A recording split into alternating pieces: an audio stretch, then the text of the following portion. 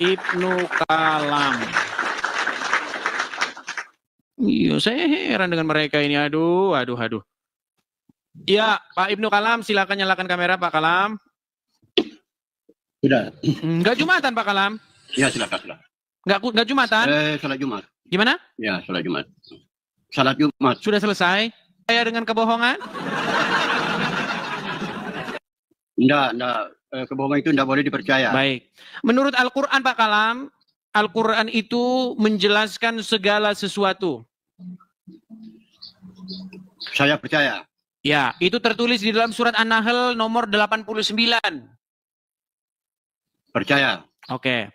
Kalau Al-Quran menjelaskan segala sesuatu, tolong jelaskan apa gunanya sunat menurut Al-Quran, kitab yang menjelaskan segala sesuatu. Berarti termasuk di situ sunat. Silakan, apa gunanya sunat? Langkah berikutnya adalah Quran surat 2 ayat keempat. Ya, silakan harus membaca dibaca. kitab sebelum Al-Quran dan percaya dan mengamalkan. Bagaimana? Oke. Harus membaca, harus mengimani, mengamalkan Quran surat 2 ayat keempat.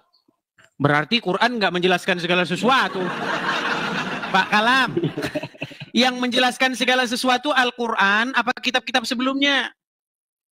Kitab-kitab sebelumnya. Loh, bukan Al-Quran, Pak. Coba Pak Kalam, ada Al-Quran nggak di situ? Kan Al-Quran memerintahkan bertanya kepada kitab sebelumnya, maka lengkaplah Al-Quran itu.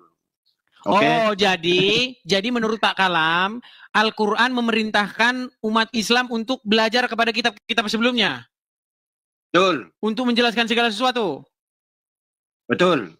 Oh, gitu. Jadi Quran suruh. Berarti menurut Quran, kitab yang menjelaskan segala sesuatu bukan Al-Quran? Bukan. Loh, berarti ayatnya dirubah dulu. Tidak dirubah, kan tertulis dalam Al-Quran. Orang yang beriman, orang yang percaya kepada Al-Quran dan kitab-kitab sebelum Al-Quran. Coba surat berapa? Coba. Quran surat 2 ayat keempat. Coba apa bunyinya? Orang yang beriman ialah orang yang percaya kepada Al-Quran dan kitab-kitab sebelumnya. Itu kan cuma percaya, nggak dijelaskan menjelaskan. Ya, kan kalau diperintahkan harus mengimani, melaksanakan, membaca. Aduh, ini berat ini teman-teman. Iya, jadi umat Muslim itu kalau sunat gini. Tidak berat. Pak Kalam. Yang berat itu yang mengamalkan. Oke, Pak Kalam, Muhammad sunat nggak? Menurut informasi sunat. Sunatnya umur berapa? Ada di dalam kitab Brasanji. Iya, sunatnya umur berapa? Tidak dijelaskan. Aduh, tambah penting. Baca kitab Abu Ja'far Al-Barsanji. Abu Ja'far ya. Gini Pak Kalam, ada 3 hadis atau ada 3 riwayat yang meriwayatkan tentang sunatnya Muhammad. Pertama, dikatakan Muhammad itu sunat dalam keadaan terlahir dalam keadaan sunat. Ya, simpan siur itu bertanya hadisnya. Kemudian yang kedua, dia disunat malaikat. Ya. Yang ketiga, dia disunat Abdul Muthalib. Ini gimana nih?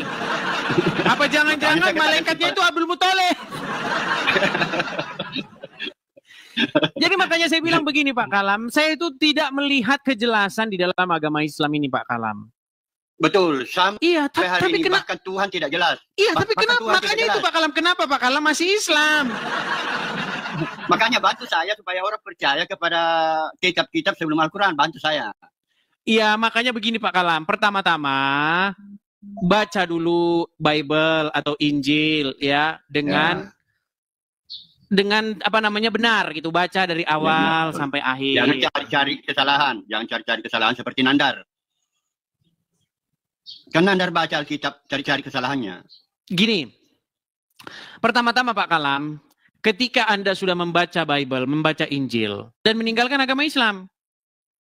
Enggak, karena ada ayat, ada ucapan dari Tuhan Yesus sendiri, siapa yang tidak melawan kita adalah golongan kita. Oke, apakah Muhammad? Begini, jangan menjadi batu sandungan, nanti setelah mereka percaya baru memilih. Oke, Pak Kalam, menurut Injil. Saya penjalanya, sampean yang membaptis. Oke, gini Pak Kalam. Menurut Bible, menurut Injil, apa kata Tuhan Yesus di dalam Injil? Ya. pada hari berbangkit, pada kehidupan selanjutnya, manusia tidak kawin dan dikawinkan, betul? Betul, betul. Nah, tapi kata Muhammad yang sebaliknya. Makanya Tuhan Yesus mengatakan mereka dilemparkan ke surga yang terendah. Ya, Nah, Pak Kalam, lihat ya Pak Kalam ya, lihat Pak Kalam. Menurut Al-Quran, orang-orang yang bertakwa akan diberi gadis-gadis yang berpayudara besar, betul? Betul. Betul nggak? Betul. Berarti surganya Muslim untuk laki-laki doang, betul?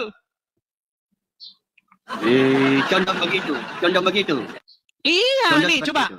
Ini mungkin teman-teman yang saya turunkan ke bawah sedikit ya nih. Nih, ini surat An-Naba ayat yang ke-33. Waqa'iba at-roban, betul? Ya, betul. Dan Ah. memang pernah dipertanyakan oleh umat Islam di zaman Nabi Muhammad. Kenapa ayat-ayat Al-Quran kebanyakan untuk laki-laki? Terus? Ya, maka turunlah ayat yang mendukung bahwa orang perempuan beriman juga diapresiasi. Ada ayatnya itu. Oke, untuk apa ini perempuan-perempuan berpayudara besar untuk wanita untuk apa?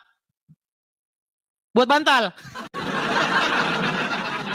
Bang. Wah, macet-macet kan Pak Kalam kan? Ini ayat yang Tidak. berbicara tentang Akhirnya orang Arab beda aja. suaranya macet-macet sudahan Pak Kalam. Pak Kalam bisa benarkan dulu sinyal? Arab beda. Tuh. Sudah mulai macet-macet dia teman-teman. Oke lah ya, kita turunkan dulu nanti Pak Kalam bisa naik kembali ya Pak Kalam ya.